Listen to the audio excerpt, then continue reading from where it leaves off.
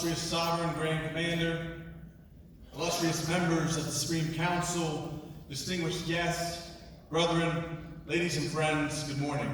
Good morning. It's an absolute pleasure to be here this morning speaking on behalf of the tens of thousands of DMLAs all over the world at your annual session here in Milwaukee. We want to thank the Northern Masonic jurisdiction of Scottish Rite for their longtime support of DMLA throughout our first century as an organization.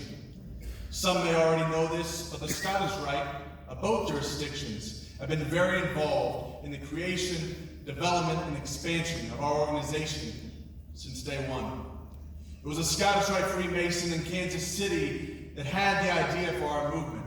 It was a Scottish Rite Cathedral in that same city that hosted the mother chapter of the world.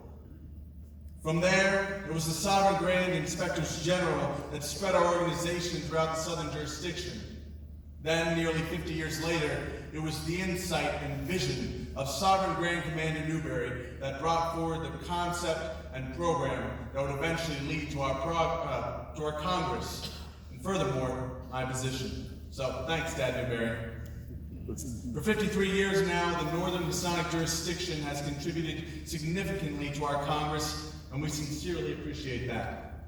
This year, our Congress has three key focuses, which we're calling ACE: advance, care for, and educate. These are our promises to our members: to advance our cause, to care for our members, and to provide them with a worthwhile education and experience. While I could go on and on about our programs and plans for the year, I'd actually like to shift gears and talk a little about visions.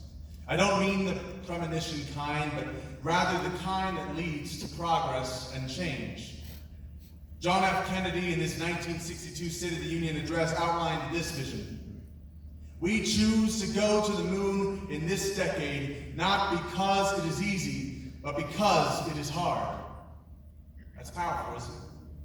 To say that no matter the difficulty, no matter the adversity we face, no matter the setbacks and the failures, we are going to the moon. And then on top of that, to add a deadline to that vision. Well, this year in DMLA, we have two visions that I feel come together really well. Our first, the ACE program, we've already talked about, but it's our second. Carry the flame. That is what will make executing the vision of this Congress and DMLA possible. Carry the flame is what reminds us why we're doing all this. It reminds us that everything we do, we must do using the flame of DMLA as our guiding light. That flame that represents our virtues, teachings, and the lessons of our order. If we can walk in the light of that flame, do everything by those virtues, and translate into our daily lives the teachings we have promised ourselves to, then we're making this world a better place. In DMLA, we have a piece of ritual called the Ceremony of Light that I want to make sure that each of you here, especially our newest 33rds, this piece tells us that in each of us, as a DMLA, is a flame, a beacon to guide us through the darkness.